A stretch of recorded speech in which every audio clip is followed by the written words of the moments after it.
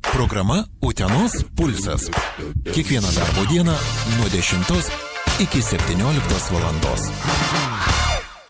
Čia Utenos radijas. Utenos radijas. Sveiki, malonus radio klausytojai, pastaruoju metu tiek kultūros lauko profesionalų, tiek ir įvairių kartų kultūros mėgėjų akiratėje vis dažniau atsiduria Lietuvos 90-ųjų, 1990-ųjų, 2000-ųjų metų istorija ir populiarioji kultūra.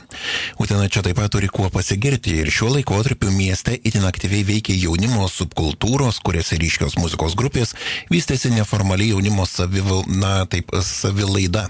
Fanzinai formavosi savitos kultūros erdvės ir toks alternatyvios jaunimo kultūros sprogimas 90-ųjų istorijos kontekste atskleidžia kertinius Utenos miesto tapatumo pamatus ir atveria neįkainojamas vietos istorijos pažinimo galimybės.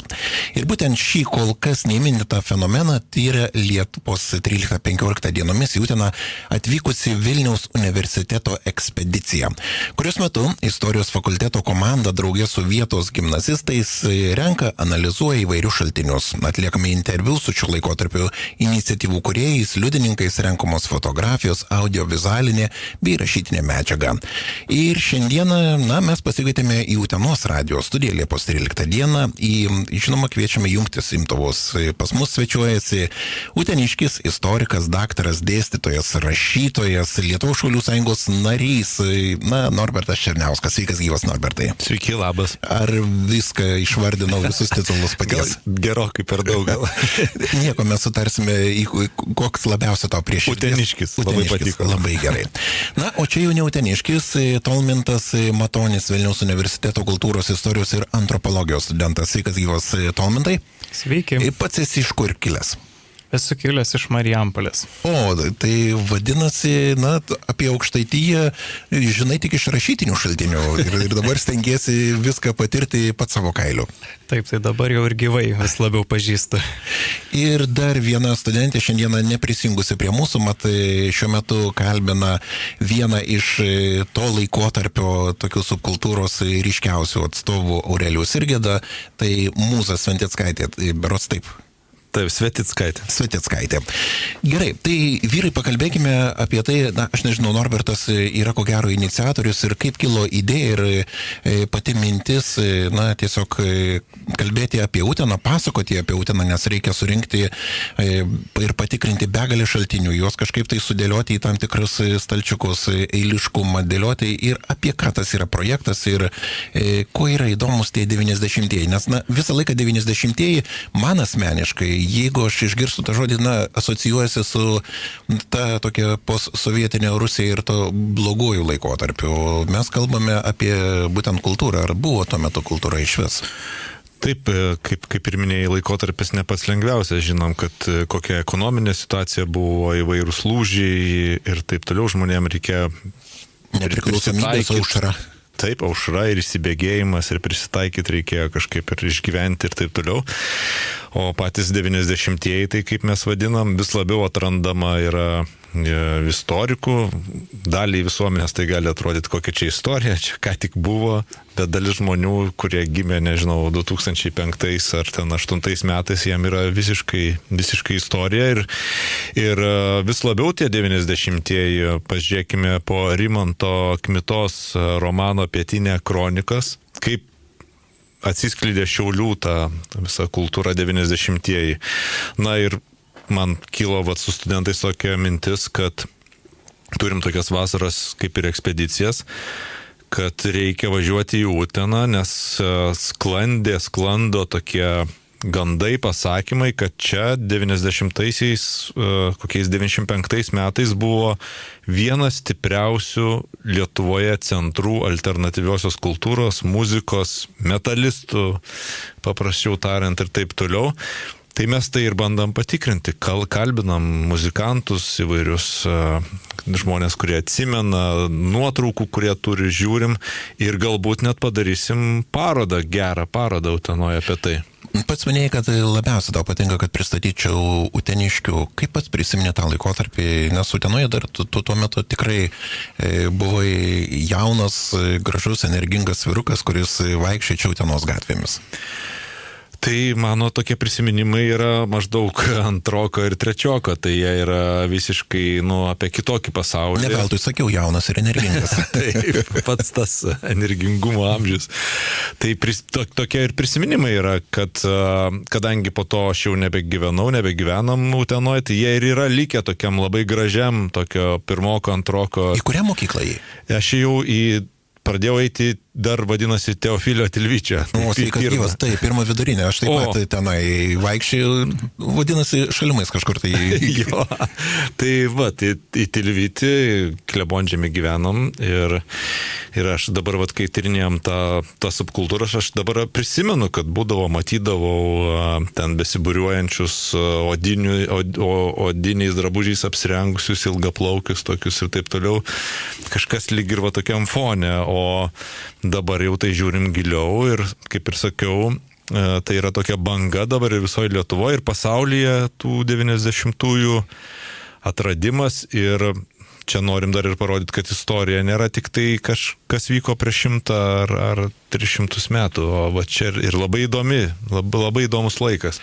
Tolmintai, ar tave dėstytojas privertė atvykti į Uteną ir aukoti vasaros laiką būtent Utenos kapstymui? Ne, iš tikrųjų, man pačiam buvo labai įdomu prisidėti prie šios ekspedicijos ir apskritai daugiau susipažinti su 90-ųjų laiku, kuris atrodo jau mums toks ir egzotiškas, jau tikrai ne mūsų, o galbūt mūsų tėvų laikas, pažįstamas labiau tik iš Pietinė kronikas galbūt filmo, ar ten Mo paroda buvo Vilniuje 90-ųjų DNR. Tai iš tikrųjų kažkaip norisi galbūt tuos 90-uosius prisijaukinti ir kažkaip pamatyti iš arčiau. Ar tas filmas, ta filmo peržiūro Pietinių kronikų kėlė kibirkštį ir dabar ugnis jau plieskėsi ir noras pačiam pažinti? Taip, iš tiesų įspūdingas filmas ir įdomu, kad rezonuoja ir šiandieniniam jaunimui. Kažkaip tai pakankamai universaliai, manau, padarytas kūrinys, kad galėtų ir mūsų karta žiūrėti. O dar įdomiau žiūrėti kartu su šiauliečiais arba su tėvais, kurie kažką dar ištraukia visokiausių detalių. Tai štai ir ekspedicijai pakalbiname žmonės ir iš tikrųjų matai, kiek dar yra tos gyvos atminties ir supranti, kad tyrinėti šią temą yra pats metas dabar. Dabar dar žmonės viską atsimena. Dar tikrai galima juos pakalbinti ir tų artefaktų dar tikrai išlikusių galima surasti kuo toliau, tuo tai padaryti bus vis sudėtingiau. Tai manau, tokia ekspedicija tikrai turi didelę prasme. Ar šnekus kalbų uteniškiai patys, nes, kad prisistatot studentai, besignaisantis po tą laikotarpį, klausimas, ar gali atrakinti širdis ir prisiminimus taip jau lengva dalinti to laikotarpį, jo labiau tų žmonių jaunystė buvo. Čia galbūt ir palengvina tą kalbėjimą, kad jaunystė kažkaip iš karto rodo užplūsta tie prisiminimai ir jie dažniausiai vis tiek, man atrodo, pozityvesni būna. Tai kol kas tikrai nesusidūrėme su didesnėmis problemomis prakalbinant žmonės, kaip tik, sakyčiau, pajudini tą sluoksnį, sujudini atsiminimus ir gali daug ką išklausti. Taip, ir pirmą dar dieną pažiūrėsim, bet jau šiuo metu, kaip ir minėjai, vyksta pirmasis interviu. Pradžią dar mes matėm su Tolmintu, tai pamatėm, kaip susitiko 3 buvę muzikantai, kurie dabar gyvena kaip ir atskirai, gal mažiau bendrauja. Savo planetose, tai įvairiai. Jo, Audrius visiems žinomas Šimkūnas, Aurelijus Irgedas, Aidas Blažys, tai kaip jie iškart pradėjo ten savo prisiminimais dalintis ir ten vidiniais kažkokiais ten juokeliais, tik susitikę jau atrodo jų tas pasaulis atgimė visiškai. Net neįjungus mikrofonų ir kamerų jau iškart. Tik spėk jau jungti. Mygtukus spaudyti, kad viską fiksuoti. Bet pati idėja, Norbertai, vis tik tai, ko gero, ne dabar pavasarį ar vasaros laikotarpio gimė, tai vis tiek Gvildenai jau nuo rudenio gal ar žiemą, kada jau pradėjai dėliotis į šį projektą ir kokie yra kertiniai to projekto momentai?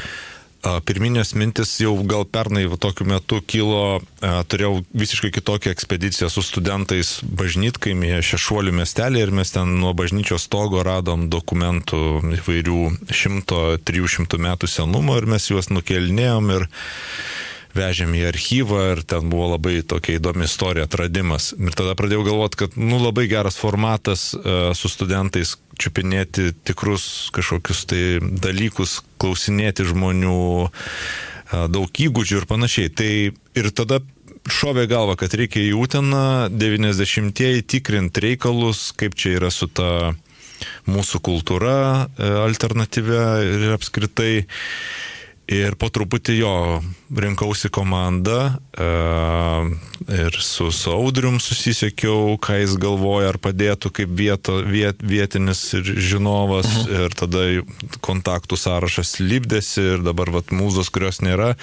Ji jau ten turi beveik 100 įvairių kontaktų, kur ten reikia ką pakalbinti, kas kur prisidėjo, kas kur buvo. Tai 3 dienų ekspedicija, čia tik Lietkalnio viršūnė tikriausiai.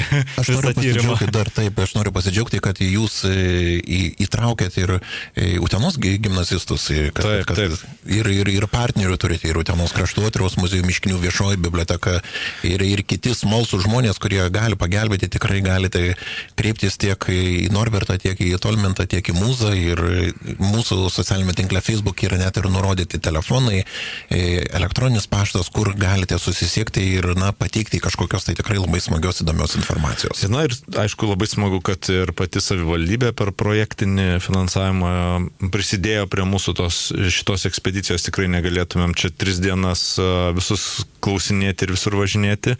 Jau matom, kad tikrai neužteks, reiks grįžti ir dar kaupti medžiagos, bet mūsų kaip ir tikslas pagrindinis yra, kad visą šitą medžiagą sudėti labai tokią šiuolaikišką interaktyvią parodą, kuri galėtų Utenoje muziejuje atsirasti. Čia mūsų toks tikslas. Ok, jūs aprobuosit kažkokią tai informaciją, surinkit artefaktus, daiktus, jeigu taip galima pavadinti, ir po to, kada planuojama yra tos parodos pristatymas, prezentacija padaryti?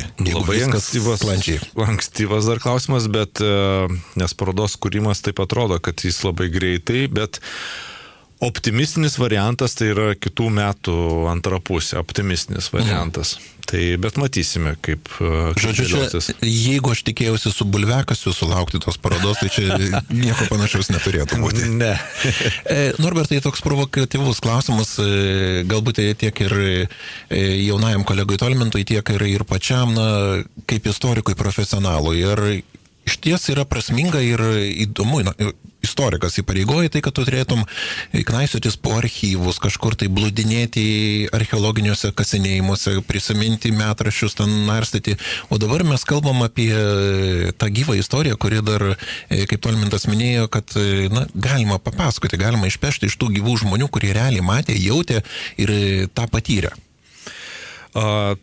Taip, čia gali kilti toks klausimas, bet šiuolaikiniai istorikai užsiema įvairiais dalykais ir čia labai svarbu pasižiūrėti į šitą laikotarpį, nes tai yra dešimtmetis, kuris mus realiai formavo, nes tik po kovo 11-osios įvairius dalykai, pokyčiai, mados ateinančios užgriūna žmonės ir kaip jie su tuo dorojasi ir kas iš to išėjo, labai yra įdomu. Ir pats laikas, kaip Tolmintas minėjo, pats laikas imtis, nes gali viskas greit prašapti, o šiaip, rytoj važiuosime Norkūnų piliakalnio, tai niekas nedingo. Vieną interviu atliksim būtent ten, nes konkrečius muzikantus, menininkus iš Utenos įkvėpė piliakalniai Utenos krašto. Tai viskas siejasi, o laikraščius irgi vartėm senus utenius. Prabilai apie madas ir iš karto man prisiminimas toksai, kaip Utenos turguje buvo begalė kniedito odinių striukių. Begalė buvo odinių striukių ir ta subkultūra.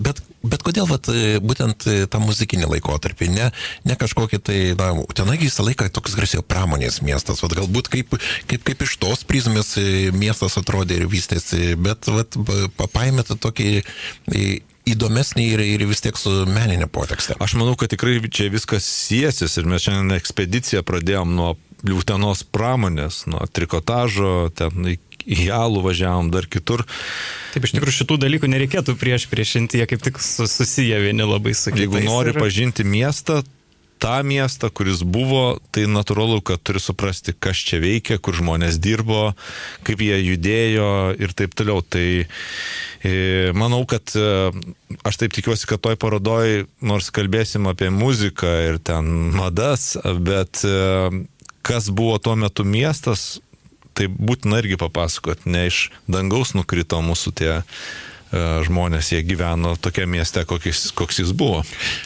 Prasitarėt, kad jau yra sudėliotas tam tikras sąrašas žmonių, kuriuos, žūtbūt turėsit pagauti, pakalbinti, aplankyti kažkokias tai vietas. Kokios dar vietos, pradėjome nuo grupės Sielos repeticijų, kaip minėjo, tai Krašunos progimnazijos Rūsyje, ten tikrai yra ne viena buvusi studija, bet ypatingai Sielos laikotarpis. Pasminėjo, kad Aurelijus prasitarė, kad jau 7 metus ten teko repetuoti tuose rūsiuose. Kokios dar erdvės planuojamos aplankyti? Tai Krašuonos, taip, mokykla, trikotažo slėptuvė, pieno aktų salė, buvęs Tornadas, dabar Šaulių namai, Rūsys, yra kai kurie, Dobilas visi labai... Taip, Dobilas buvo, tarp kitko, labai įdomi ir smagi vieta, tai kad Dobilas, jisai iš savęs, jisai buvo plaktos grietinėlės toks pieno baras. Bet kažkodėl tai būtent to laikotarpio jaunimas odiniam striukiam buvo labai pamėgę ir ten reikavosi. Plaktą grietinėlę. Na, pavadinkim taip, bet buvo tas momentas. Tai va, Dobilą visi mini.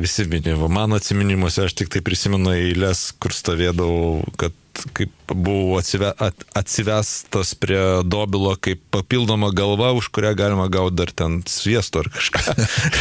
Mano tokie prisiminimai. Pats pirmą aukštą buvo, o kavinė buvo antrame aukšte.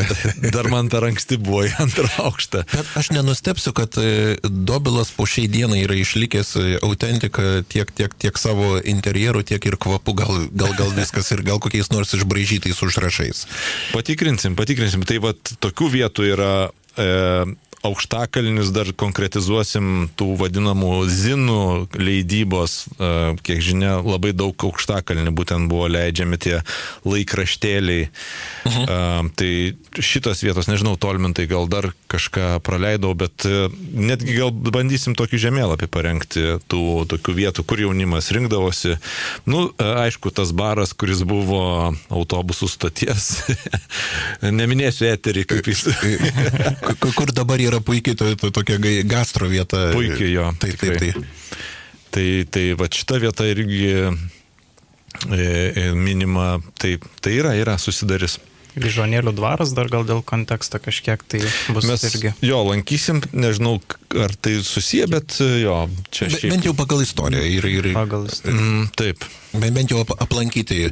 Tolmintai, kaip tau Utena, kaip žmogus iš Marijampolės atkeliavęs čia, kaip aukštaičiai? Aš anksčiau, kadangi domiuosi folkloru, pats groju kanklėmis, tai man anksčiau Utena labiausiai asocijavosi su kanklių ansambliu UT. Taip pat jau iš tarpukario ateinančią tradiciją saugančių. Tai iš tikrųjų šiek tiek... Linkėjimai Loretai Liaugaidai jau taip. Taip, linkėjimai. Tai toks ir buvo mano santykis anksčiau. Ir kažkaip taip ir įsivaizdavau, gal man labiausiai su tuo asocijavosi. O dabar iš tikrųjų pamatau daug naujų spalvų, tikrai atrodo gyvybingas miestas, gal net visai primena tam tikrais aspektais ir Marijampolę, kadangi tų gamyklų yra nemažai. Tikrai žmonės šilti, tikrai galima kreiptis, visada padės, nesunku susitarti. Tai iš tikrųjų viskas tikrai geras įspūdis čia atvykus ir įdomu pažinti šį kraštą nuodugniau.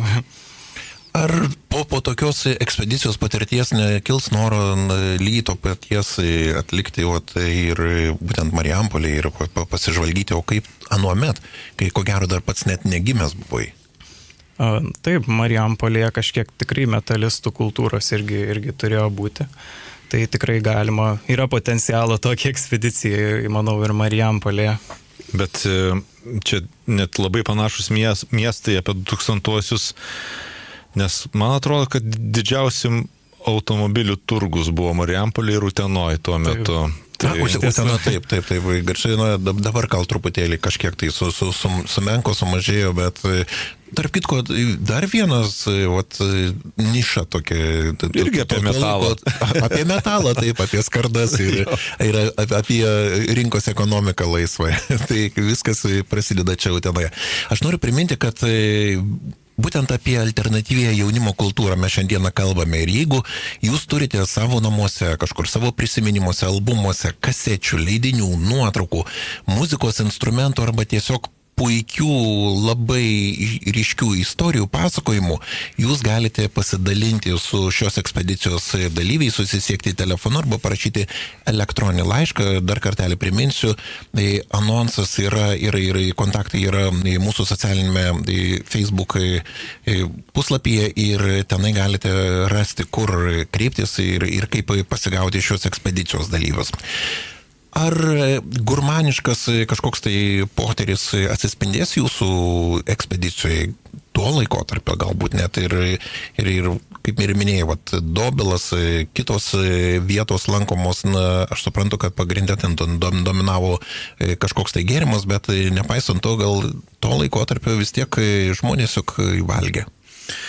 Nežinau, gal čia labiausiai reikėtų į Žariją užsukti. Žarijos kepsnio. Taip, čia tuo metu, man atrodo, yra produktas. Arba vasarą labai aktualu, matyt, būtų ir 90-ųjų ledai, Utenos turguje berats. Mums labai rekomendavo tokį kioskelį ledų. Irgi tokia patirtis. Jo, ten dar ir po šiai dienai, man atrodo, visko gali būti. O kur gauti žigulinio, aš jau nežinau. Štai taip smagiai, jeigu jūs žinote, kur gauti, apie ką kalba Norbertas, būtinai, nes, kaip ten bebūtų, muzika, kūryba be stiklainio šio tauraus gėrimo, niekada nebuvo kažkaip tai pro šalį. Labai įdomu, kad paminėjai stiklainio. Bet taip ir būdavo. Taip, stiklainiai būdavo, tuo laikotarpiu būdavo stiklainiai. Taip, mėlėjai, tai noriu pasidžiaugti, kad būtent šį fenomeną tyria Liepos 13-15 dienomis, tik tai viso labo 3 dienos, bet jeigu sutiksite čia puikią kompaniją, būtinai jam pagelbėkite, pavaišinkite, papasakokite, gal net ir nuotrauką parodykite ar kažkokį tai savo prisiminimą, kurį laikote.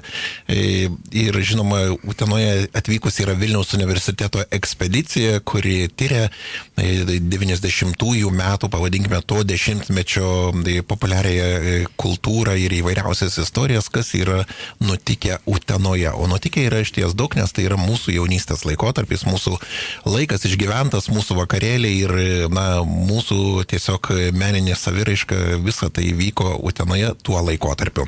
Tad dar kartelį dėkoju, šiandieną pas mus svečiavosi Norbertas Černiauskas, tai dar kartelį uteniškis, istorikas, daktaras, dėstytojas, rašytojas, Lietuvos Šaulių sąjungos narys, bet kaip ir minėjau.